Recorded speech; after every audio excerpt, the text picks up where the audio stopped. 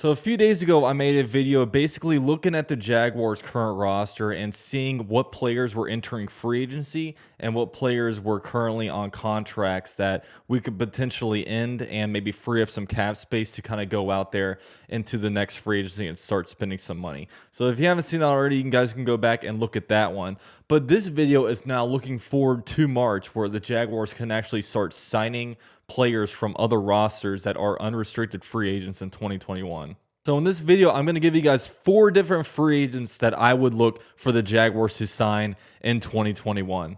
So let's get it.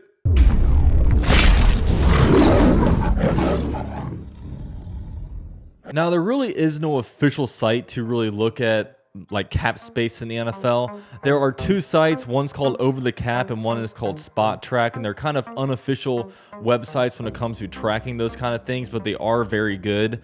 And Over the Cap has the Jaguars at $73 million of available cap space, while SpotTrack.com has the Jaguars at $75 million in cap space. So one thing that is very similar between the 2 sites is both of the sites project the Jaguars to have the most cap space in the NFL. So the Jaguars really have a shot to be big players in this upcoming free agency.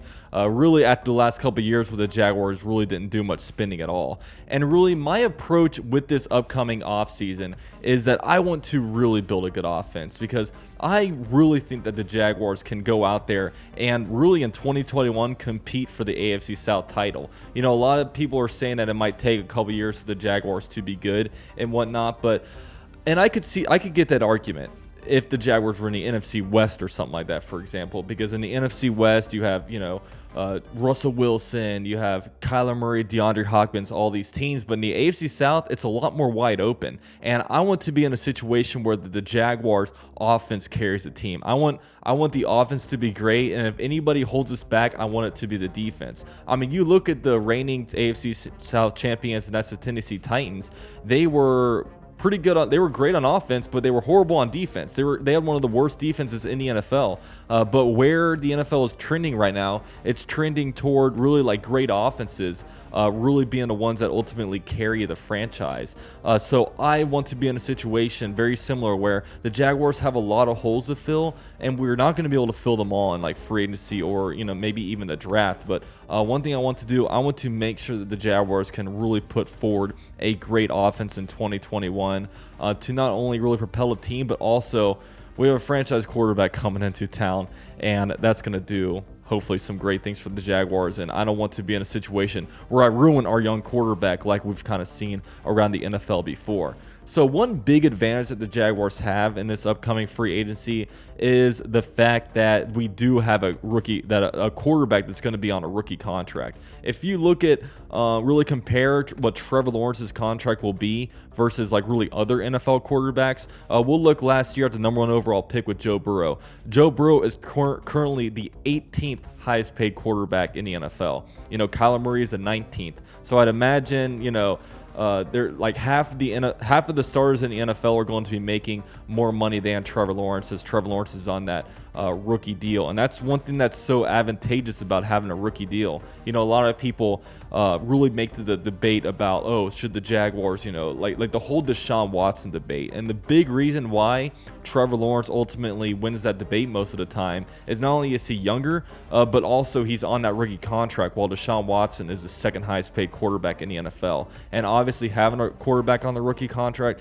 gives you a lot of flexibility when it comes to really filling up other positions. So he'll be on a rookie contract for the next 5 years, which is absolutely awesome. So with that said, when you project really free agency, of course you have to look at really this year when it comes to different players that are going to become free agents, and it's really not a lot with the Jaguars. It's guys like Cam Robinson, DeJuan Smoot, like D.D. Westbrook, players like that, like not super high impact players that we're going to have to keep, or else another team's going to give them the bag. We don't have a lot of that. And you also have to project next year's available free agents. When you look at the Jaguars, the 2018 draft class will hit free agency. When you look at that, that's guys like Taven Bryan, DJ Chark, Ronnie Harrison isn't on the team anymore, so you don't have to factor him into it. And, you know, Leon Jacobs, Logan Cook, those are some of those guys. And that's, you know, pretty much it. So you have to project that when it comes to what you do in this year's free agency. And really with that draft class, I mean, with those players, the only guy really worth signing or re-signing is DJ Chark. But with that said, I'm gonna go ahead and get into my list.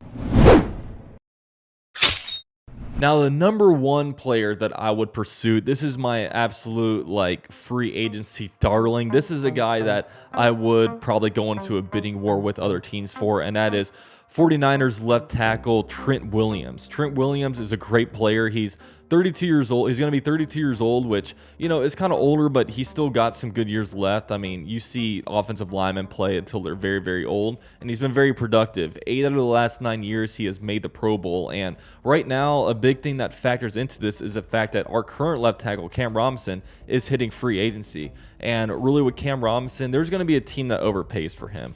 And quite frankly, I've seen enough of Cam Robinson. I wouldn't be super mad if we brought him back, but I'm at the situation where it's like, look, let's make sure the left tackle is good, because we got to remember who's coming in town. Trevor Lawrence is coming in town. We have to make sure we protect Trevor Lawrence and that we don't get this guy hurt. Once he is drafted, he is the Jaguars' most valuable asset when it comes to a player on the roster, and we need a guy like Trent Williams to be able to protect him. Now, I would project Trent Williams to probably get a 3-year, $52 million contract. And, you know, one thing that factors into why I want Trent Williams is that he's a lot more attractive than some of the other tackles that are going to be hitting the market. You know, guys like Russell Okung, like Villanueva is going to be hitting free agency. I feel much more comfortable with Trent Williams, and the Jaguars, you know, if there is one single guy that they want to pinpoint and target in free agency, they should be able to get that guy, being that they have the most cap space. And the fact that if a player, and I very well expect Trent Williams to be one of those guys that wants to chase the big contract, wants to chase the bag. You know, Florida, Jacksonville is a great place just because of the no state income taxes. You know, really, March, it comes a great time to be a Florida team or an Arizona team because of the no state income taxes, and it's a good situation to be in. So Trent Williams, I think, would be a great addition for the Jaguars, and I would go into a bidding war with the team to get this guy's services. Now, the number 2 guy on this list would be a familiar name, and that is Allen Robinson. Now, Allen Robinson is going to be a guy that's hard to get, because any YouTuber that's going to be making a free agency video, they're going to be including Allen Robinson on this list because, I mean, he's a wide receiver. He's still young, 28 years old. He's been highly productive with bad quarterback play.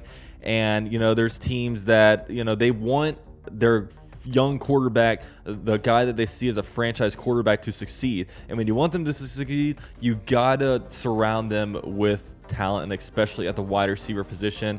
You know, I expect teams like the Jets, the Dolphins, the Ravens, all these teams to be after Allen Robinson's services. And Allen Robinson, quite frankly, he is going to go to the team that gives him the most money. Knowing Allen Robinson the way he is, you know, he's going to be chasing the bag. And at 28 years old, he's setting himself up for another big contract. And this is a guy I would target. Now, one thing that is kind of beneficial for all this is the fact that, and that may drive down the price of him a little bit, is that there's going to be some other good wide receivers hitting the market. There's going to be guys like T.Y. Hilton, Sammy Watkins, Marvin Jones, Kenny Galladay, all these, Corey Davis, all these guys are going to be hitting free agency too, so that may drive down his value. I would say we should sign Allen Robinson to a 4-year, $20 million deal. Now, for me, I would probably cap this at 4-year, $21 million. There may be teams that start to drive up. Maybe a team signs it for $22 million. You know, at some point, I would probably hold back and just say, you know what, maybe we shouldn't do this. And one thing with Allen Robinson, if the Jaguars were to sign Allen Robinson, it probably puts it to where DJ Chark, who is going into a contract year, it's a good chance that when 2022 free agency hits, that maybe we can't really afford DJ Chark. But, you know, I would expect if the Jaguars were to sign Allen Robinson, still go out there and draft another wide receiver in the draft to ultimately maybe replace DJ Chark, and, you know, go forward with that. Now, if the Jaguars don't land a guy like Allen Robinson, I would probably go out there and get Corey Davis. I think his skill set would fit what our team would really maybe need, and also definitely maybe even bring back Keelan Cole under the right contract. But at this point, I would definitely expect the Jaguars to be going out there and targeting at least one or two wide receivers in the upcoming draft. And Allen Robinson is definitely a guy that I like. But he's someone that I wouldn't be setting the market for. If it exceeds a certain amount, maybe I hold back, because obviously it seems like every year drafts are filled with guys. So, maybe we can go out in the draft and get a stud in the top 2 rounds. Now, that kind of concludes the offensive side. My last 2 players are going to be on defense. And the Jaguars defense last year obviously was not very good. And one unit that really did not play very well was the defensive line. There was very limited depth at both the defensive tackle spot and the edge rusher spot, and especially after guys like Allen Robinson and Devon Hamilton went down, and we were just pulling guys off the streets. So with the first one, I would go with Melvin Ingram. He's an edge rusher out of Los Angeles Chargers. He's a guy that's 32 years old. So, and it's similar with tackle spots. These guys are able to play, into their later years. And Melvin Ingram isn't going to come in here as a guaranteed starter. He's a guy that's going to be rotational. He's going to be, because right now we have, on the defensive line, we have young guys. We have guys on a rookie contract. So we don't have much veteran talent there. I mean, on the defensive line, we drafted 3 years in a row. We drafted defensive linemen in the first round with Taven Bryan, Josh Allen, and K'Lavon Chaisson. And now we need to go out there and probably get a veteran, a guy that kind of, helps out Josh Allen, helps out K'Lavon Chaisson, and goes in there, and that makes a solid rotation. I think Melvin Ingram, he's been a high-level player, out there for the Chargers when he's been good. I would ink him to a 2-year, $20 million deal. I would give Melvin Ingram, and that basically gives us 3 pretty good players that we can go out there and rotate on the edge, as well as going into the draft and also drafting some additional help at that spot. Now, last up, I have defensive tackle Sheldon Rankins. Now, I'm a guy, I really do want Leonard Williams, but when you look at the different lists, if you were to get Allen Robinson, Trent Williams, and Leonard Williams, then you're getting like 3 of the top 10 free agents in the 2021. So, it's a little bit unrealistic that the Jaguars will do something like that. But, you got to go further down the list. I think Sheldon Rankins would be a good guy for the Jaguars. He's a defensive tackle, played for the Saints, his first 5 years of his career under Saints. The big downfall of him is pretty much injury history. I mean, the last 2 years he ended the seasons on the IR, and he has injury history behind him. But when he's in there, he is very productive, and the Jaguars definitely need help at the defensive tackle spot, because you look at the position: Taven Bryan, complete bust. Devon Hamilton has been good. Avery Jones is entering free agency, so we are very, very bare at that position. And I could see, if the Jaguars don't go after Allen Robinson, maybe they do go after a Leonard Williams in free agency. But it's definitely something to monitor. But the Jaguars definitely need help at the defensive line. Need at least a couple guys before entering the draft. And really, defensive line, if your defensive line isn't good, you're not going to have success. It's that simple, man. If you're going to give the opposing quarterback all day to throw, he's going to eventually find somebody. If the team is just running up the gut every play, they're going to keep running the ball. You know what I mean? The top team in the AFC South is the Titans, and we're going to have to play Derrick Henry twice a year every year. The division, they're reigning champs. The division is going to run through them. So, these are some guys that I would target in free agency, really, for the top guys. Of course, there's going to be small signings after that, some 1 year, $3 million deals and stuff like that. But these are my top 4 players that I would like to target in free agency. So that was my list, man. Definitely let me know what you guys think. Who are some of the top free agents that you guys will be targeting? Do you guys kind of agree with my list or not?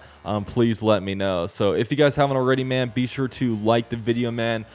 Definitely helps YouTube put this video into other people's recommended videos. Helps the channel grow, and it's more things that I can ultimately do for the channel once I bring in more people. Also, follow me on Twitter and Instagram at UCF_Jaguar. It's been a pleasure talking to you guys, and I will see you guys in my next video.